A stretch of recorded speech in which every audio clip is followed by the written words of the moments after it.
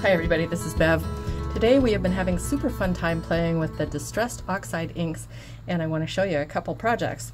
On this one we did a pretty simple oxide ink background with just a little spritz of water. And on this one we used the waves on the border die after we'd made the oxide ink background to just cut a little wave at the bottom like the whales jumping out of the water. But the one that I want to show you the tutorial on is actually this one, and how we made these bubbles back in there. So let's get started. So the first step that I want to do is to go ahead and make a stencil. Now I'm just using plain old white cardstock because I'm not going to reuse this a bunch of times, but if you wanted to make this stencil and reuse it, use some stencil material.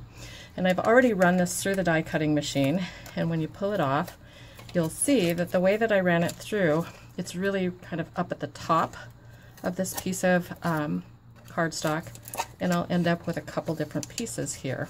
If I can get it off here. So I'm going to end up with a piece that looks kind of like this.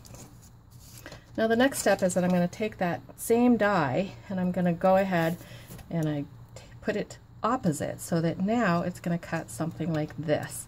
And I go ahead and run that through the die cutting machine too.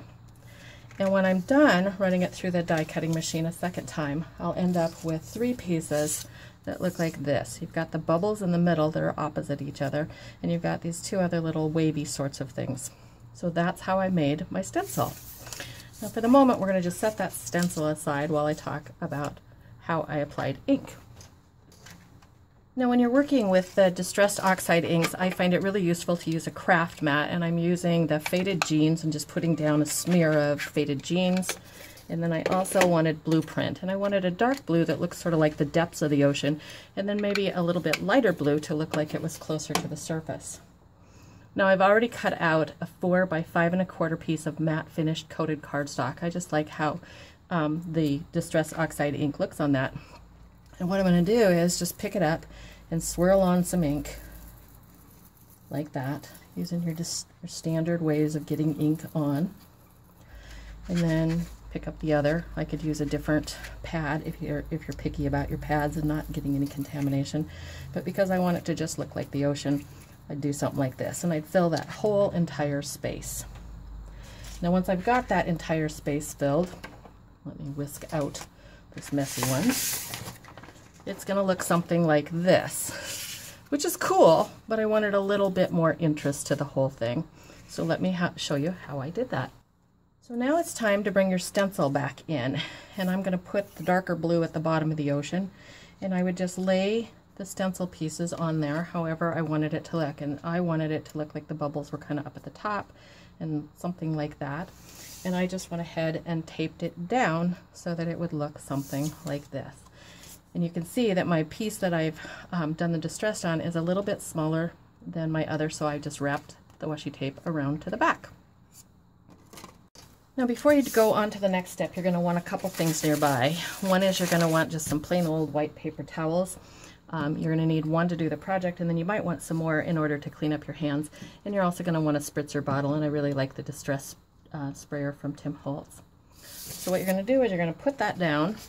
You're going to just lightly spritz some water onto it. You can't see because I'm off camera, but you're spritzing some water onto it. And then you're going to take that paper towel and just lay it down and blot it. Okay? It's not complicated. Don't overthink it. Just lay it down and blot it like that. Okay. And then you can hit it with a heat tool if you want and all that, but I'm not particularly patient today. So I'm just going to tear it off and do the big reveal. And it's going to look something like that. Let me get the bottom one off too, which is going to be a little trickier. But it's going to look something like that. Now depending on how much water you put on it, you may get something that really picked up a lot of the water. And here I picked up more because I sprayed it a little bit more. And here we did a little less water. So it kind of just depends on the look that you want to have. I hope you've enjoyed seeing how you can make a stencil out of the bubbles on the border die, and how you might be able to use the Wendell the Whale on some of your own projects. Thanks so much for watching.